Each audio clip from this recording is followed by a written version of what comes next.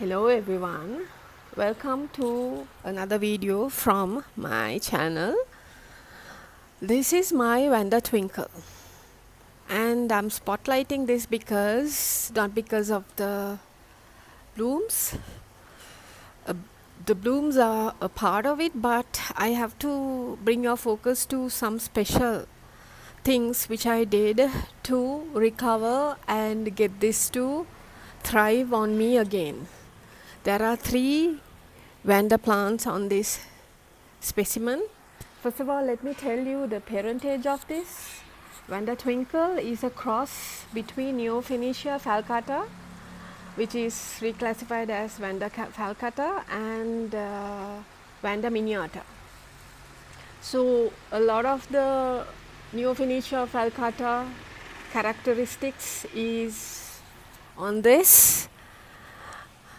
When it comes to the shape of the flower and the plant, as well as the Vanda miniata color of orange in a dull shade has come onto this. Mine is not yellow at all. It is orange with a tinge of pink on it, and I'm so sure the tinge of pink came from the exposure to a lot of morning sun. So currently it's midday over here, but still it's receiving a lot of direct sun, which it has welcomed, because if it didn't, I would have a lot of dried up roots or burnt leaves or low mortality flowers. So this started blooming 2 days ago and half of the buds were not open. I did one video, so I thought today I'll ditch that video and do, since almost all of the petals are open, the flowers are open except for this one. I don't think this will open. So this is very easy to care for. All it needs is a dry but cool place to hang, which is a ceramic mount over here, some moss around the roots to keep it extra moisturized during the daytime, to keep on what I sprayed a bit longer among the roots, and also a very dry, quickly drying up, mount, as I've mentioned, and some slow release fertilizer. This will take care of itself on its own. Since I'm traveling a lot, I do not have a lot of time to be with my orchids, but that is the reason I am utilizing the regular rain as well as the slow release fertilizer. But these days it does not rain. We have good sun at some times and some low light situations most of the time, with very cool yet dry air, heavy airflow. So that is the weather condition in the parts of Sri Lanka that I live these days. Normally it rains, but however, when I got this, as I told you, this had a huge root rot, which I cleaned up and I mounted on this and kept spraying water every day. And once I saw the healthy color coming back, I added some moss onto this. As I told you, this was living at one point, so it was fine. Then very recently, a month ago only, I came up with this, month or two ago, I came up with this cup of slow release fertilizer on this also. So when I'm not here, the nutrients will be released by dissolving in rain. I'll tell you the trick that I used in this. First one being the ceramic mount. Okay, even if you cannot give it water for 1 or 2 days, it's fine, as long as you have a good slab of wood or a ceramic used as a mount.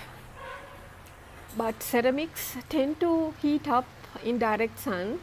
It's quite warm, which normally the Vandas welcome, but I do not want this scorching hot either. For that, to stay cold, what I have done is, through this hole I have added water. Yeah, guys, that's water. So when water is there, there's a bit of cooling around this plant, so these root tips would not dry out. That's my sole purpose. And when it severely rains, I empty this, because unless I intentionally pour, because it's hanging this way, no water gets in. And I'll tell you what I've mounted this on. Yes, I have mounted this Vanda on a candlestick. So I did not think it will get hold of this very soon, but it did. It was an experiment from my part. You guys know I experiment a lot, but it worked, and that's why I want to bring you this video. So if you are getting a Vanda Twinkle or any kind of orchid, the plant will definitely go into even the smallest shock, since it is changing its home. So therefore, do not think of blooming the plant or spraying any bloom enhancers or bloom booster fertilizers on it. First of all, what you must do is to enhance the root growth. So in these, the roots are the main structures of absorbing nutrients. The whole plant would absorb nutrients, but the roots are the main part in this. So I just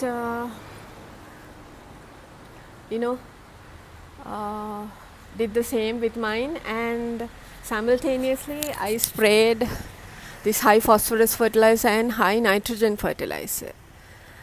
Phosphorus sometimes triggers this, but not all the time, and I did not spray that in high dosages either. And even if I saw a spike in those preliminary mounted stage, I would have taken it off. Now it's been 8 months, so I'm happily leaving it be, and it bloomed for me. The spike did not take even a week to spring up and open its buds. It fully developed within a week, guys. I mean, before I left on a trip, I did not see a spike. I know I've thoroughly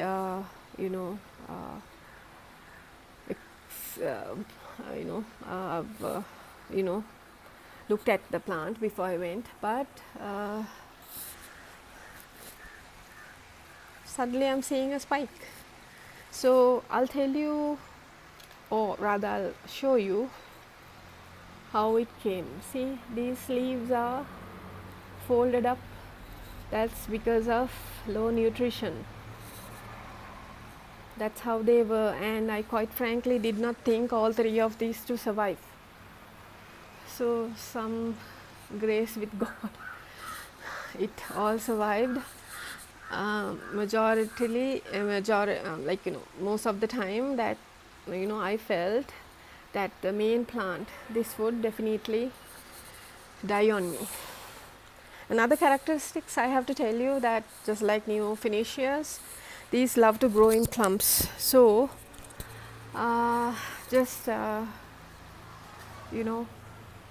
be ready to see multiple plants when you get one, especially when you spray a high nitrogen fertilizer on them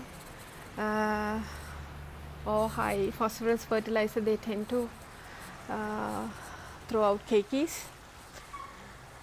This is kind of nice. I mean, I can just leave this hanging, and sometimes I take the burlap off when there is low light situations. It was actually off the previous days. I just put it today because look how hot it is today. There's full sun today, but that was not how it was. So I want you guys to, just be confident in growing one of these Vanda Twinkles because it's very easy. You can actually choose this as a starter Vanda if you want, because this is that easy. You just need a good slab of wood or ceramic, mount it, put some moss around it and give it some slow release fertilizer. And if you have a lot of rain, let the rain take care of it, or you can spray water on them regularly until they just develop. So this has balanced fertilizer, but when I recovered this, I sprayed